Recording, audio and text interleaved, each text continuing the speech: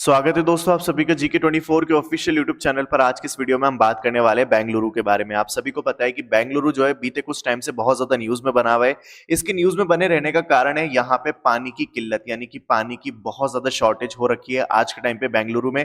तो आज की इस वीडियो में हम यही बात करेंगे कि आखिर ये समस्या कैसे उत्पन्न हुई, क्या इसके इंप्लीकेशंस हो सकते हैं फ्यूचर में और इसके क्या सोल्यूशंस हो सकते हैं। तो बहुत ही डिटेल में चर्चा करेंगे इन सभी बातों पर। तो चलिए शुरुआत करते हैं। तो वाटर क्राइसिस के चलते जो बैंगलोर के रेजिडेंट्स हैं ना, उन सभी की डेली लाइफ बहुत बड़े लेवल पे अफेक्ट हुई है और आज के टाइम पे वो लोग जो है सिटी को छोड़ने तक के लिए भी तैयार हो गए हैं। तो एक बार जानते हैं डिटेल में कि आखिर ये सब शुरू कैसे हुआ। बेंगलुरु सदर्न इंडिया का एक बहुत ही इंपॉर्टेंट अहम हिस्सा है, क्योंकि यहाँ पे देश की जितनी भी बड़ी बड़ी आईटी कंपनीज है वो यहीं पे ऑपरेट करती हैं। लेकिन फरवरी और मार्च के महीने में बेंगलोर जो है वो एक्सट्रीमली हॉट हो जाता है और यहाँ पे कोई भी रेनफॉल के भी आसार नहीं दिखते हैं। और ये सब हो रहा है ह्यूमन कॉज्ड क्लाइमेट चेंज की वजह से। इसको याद रखना, इसको आगे हम बात करेंगे।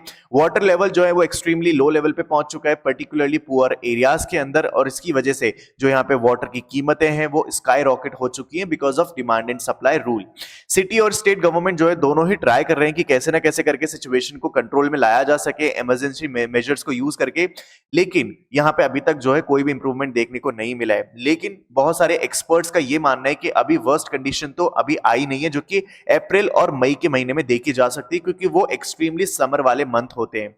ग्राउंड वाटर की बात करें तो अराउंड 13 मिलियन की पॉपुलेशन जो है आज के टाइम पे बेंगलोर की, उसमें से एक तिहाई हिस्सा जो है ग्राउंड वाटर पे रिलाई करता है, जो कि आज के टाइम पे बहुत ही तेजी से डिप्लीट हो रहा है। करीब 13,900 बोरवेल्स में से 6900 जो है ना वो ड्राइड आउट हो चुके हैं। और जो लोग रिलाई करते थे ग्राउंड वाटर पे जैसे कि मुथुवेल, अब उनको भी डिपेंड करना पड़ रहा है वाटर टैंकर्स पे, जो कि यहाँ पे आसपास के गांव में वाटर सप्लाई करते हैं। चलिए अब जानते हैं कि आखिरी बेंगलोर की सिचुएशन हुई कैसे। एक रीसेंट आर्टिकल पब्लिश हुआ जिसमें बोला गया वेक अप बेंगलुरु। अराउंड 95% जो है सिटी के लेक्स उनका एनक्रोचमेंट हो रहा था। तो यहाँ पे आपको मैं सीधा सा मतलब समझाता हूँ क्या हुआ है। देखो आज के टाइम पे जो बेंगलोर की पॉपुलेशन है ना वो लगातार बढ़ती जा रही है और इसका रीजन क्या है, वहां पे आईटी हब्स है। आईटी कंपनीज जितनी भी हैं देश की बड़ी बड़ी वो सभी कहाँ पे बेंगलोर के अंदर है।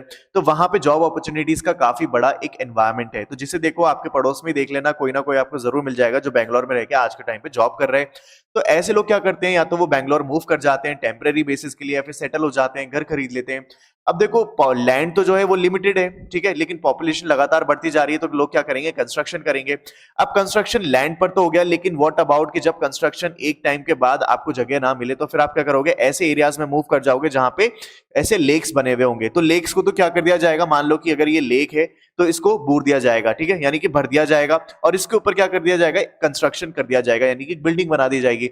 तो ये जो प्रैक्टिस है वो बैंगलोर के अंदर काफी लंबे टाइम से चलती हुई आ रही है और इसी की वजह से 95% जो है सिटी के लेक्स जो है वो बर्बाद हो चुके हैं। तो ये एक बहुत ही बड़ी समस्या है पानी की शॉर्टेज की बैंगलोर के अंदर। और इसको डिटेल में जानते हैं कि और क्या रीजंस हो सकते हैं। देखो यहाँ पे कुछ एक्सपर्ट्स का ये भी मानना है, एल नीनो जो है एक नेचुरल फिनोमेना है जिसने वेदर पैटर्न्स को बुरी तरीके से अफेक्ट कर दिया है, स्पेशली साउथ के। और इसी की वजह से जो है सिटी के अंदर कम रेनफॉल हो रही है और रेनफॉल नहीं हो रही है तो इसकी वजह से ग्राउंड वाटर लेवल जो है वो कैसे रिचार्ज होगा। तो यहाँ पे ये भी एक समस्या बताई जा रही है। A new piped water supply from Kaveri river about 100 kilometres the city has not also been completed adding the crisis. यहाँ पे एक प्रोजेक्ट था जिसके अंदर क्या था कि 100 किलोमीटर लंबी जो है पाइपलाइन बिछाई जाएगी जो कि कावेरी वाटर को, कावेरी रिवर का जो है पानी वो सप्लाई करेगी, लेकिन अभी तक वो भी कंप्लीट नहीं हुआ है। Another concern is that paved surface cover 90% of the city. आज के टाइम पे बैंगलोर की जो सड़कें हैं ना वो एकदम कवर्ड है, ठीक है, और कवर्ड यानी कि कंक्रीट है। तो उनकी वजह से अगर मान लो पानी अगर फ्लो भी होता है तो ना तो लेक्स है या फिर ना ही वो क्या है, वहां पे कोई भी ऐसी स्टोरेज की फैसिलिटी है। तो इतनी हार्ड सरफेस पे जब वाटर जाएगा तो वो ग्राउंड वाटर पे तो रिचार्ज हो ही नहीं पाएगा। तो वो क्या करता है, seeping down and being stored in the ground, ठीक है। तो ये चीज नहीं हो पा रही है। City lost nearly 70% of its green cover, यानी कि सिटी के अंदर because of urbanisation, because of continuously increasing population 70% जो है ग्रीन कवर खत्म हो चुका है इन द लास्ट 50 इयर्स, क्योंकि बैंगलोर के अंदर बहुत ज्यादा रैपिड डेवलपमेंट हो रहा है। He said the city should instead focus on replenishing over 200 lakes spread across the city।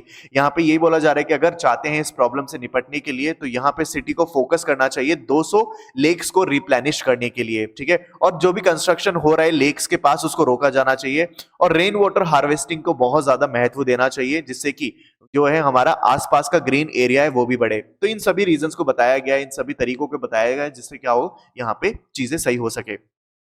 अब देखो इन सभी प्रॉब्लम्स की वजह से आज के टाइम पे डी बैंगलोर हो रहा है। इसका मतलब ये कि बैंगलोर में जितनी भी बड़ी बड़ी टेक जायंट कंपनीज हैं वो सभी मूव आउट करने की सोच रही है और दूसरी सिटीज में जाने की सोच रही है। अब जब इनके सामने ये ऑप्शन आता है कि चलो ठीक है हम बैंगलोर से शिफ्ट होकर कहीं दूसरी मेट्रो सिटी में चलते हैं, तो उनके पास ऑप्शन आता है दिल्ली, ठीक है, मुंबई, हैदराबाद, चेन्नई, कोलकाता। तो अगर यहां पे जाएंगे तो यहाँ पे सिचुएशन आपको फिर से वही मिलेगी। तो अब इसकी वजह से क्या कर रही है कंपनियां, अब जा रही है ये टीयर 2 सिटीज के अंदर, ठीक है। टीयर 2 सिटीज के अंदर क्या क्या बेनिफिट होंगे इनको, एक तो ये कि यहाँ पे जो लिविंग कॉस्ट है वो एक तो कम होगी, ठीक है, इनको जो लैंड जो है बहुत ही इजीली अवेलेबल हो जाएगा, और दूसरा जो यहाँ पे एम्प्लॉयमेंट की दृष्टि से देखा जाए तो वो भी बहुत ही फायदेमंद बात होगी, क्योंकि लोगों को अपने ही होम टाउन में जो है काम मिल जाएगा, ठीक है। और दूसरी चीज ये कि यहाँ पे एम्प्लॉयमेंट अपॉर्चुनिटीज जो बाकी दूसरे एरियाज में लोकल अपॉर्चुनिटीज है वो भी क्रिएट होगी। तो एक तरीके से अब जो टायर 2 का जो सिटीज का जो है डेवलपमेंट वो भी शुरू हो गया है। तो ये काफी एक अच्छी बात देखी जा सकती है इंडिया के पर्सपेक्टिव से। तो बहुत सारी सिटीज को जो है अब एक्सप्लोर किया जा रहा है, जैसे कि चंडीगढ़ हो गया, ठीक है, राजस्थान हो गया, यहाँ पे सिटीज में जो है बहुत बड़ी बड़ी कंपनीज ऑलरेडी मूव आउट कर चुकी हैं। तो इससे क्या हो रहा है, पूरा रैपिड डेवलपमेंट हो रहा है, और ये कहीं ना कहीं बहुत अच्छी बात है, जिससे कि क्या हो, पूरे इंडिया का बैलेंस रीजनल डेवलपमेंट हो, ठीक है। क्योंकि अभी तक क्या हो रहा था कि केवल जो यहाँ पे मेट्रो सिटीज थी या फिर जो हमारी बड़ी बड़ी सिटीज थी, केवल उन्हीं का डेवलपमेंट हो रहा था, क्योंकि यहीं पे जो है मेन कंपनीज जो है यहाँ पे ऑपरेट करती थी। बट ऐसा नहीं है, अब दूसरे एरियाज में भी होगा, तो देखने की बात है ऐसा कब तक रहेगा। अच्छा, बेंगलोर जो है आज के टाइम पे वर्ल्ड की सेकेंड मोस्ट कंजस्टेड सिटी भी बन चुकी है आफ्टर लंदन। लंदन जो है वर्ल्ड की सबसे ज्यादा congested city in terms of traffic jam, और यहाँ पे बैंगलोर जो है वो सेकंड सिटी बन गया है। तो बैंगलोर जो है इसका सैचुरेशन पॉइंट आ गया। आप देख रहे हो कितनी सारी चीजें एक साथ हो रही है बैंगलोर के अंदर, और इन सभी वजहों से जो है यहाँ पे जितनी भी बड़ी बड़ी कंपनीज हैं उन सभी से इंटरव्यू किया गया, और उन्होंने यही बोला कि we are planning to move out to some other cities, specially tier 2 cities, ठीक है। तो यहाँ पे उनका फोकस बना हुआ है। तो खैर ये है हमारी आज की वीडियो, जहां पे हमने बात करी कि क्या है वाटर क्राइसिस बैंगलोर के अंदर, कैसे उत्पन्न हुआ, क्या क्या इसके सोल्यूशन हो सकते हैं, और क्या फ्यूचर में हमें देखने को मिल सकता है। वेल, आप अपनी ओपिनियंस और अपने व्यूज जो है मेरे साथ कमेंट्स में जरूर साझा करें। I would love to read your comments. और अगर वीडियो आपको अच्छी लगी है तो सब्सक्राइब करें अपने चैनल को और शेयर करें वीडियो को अपने दोस्तों के साथ। और अगर आप किसी एग्जाम की तैयारी कर रहे हैं तो मेक श्योर कि आप GK24 एप्लीकेशन को डाउनलोड जरूर कर ले, क्योंकि यहाँ पे मैं डेली बेसिस पे करंट अफेयर अपलोड करता हूँ।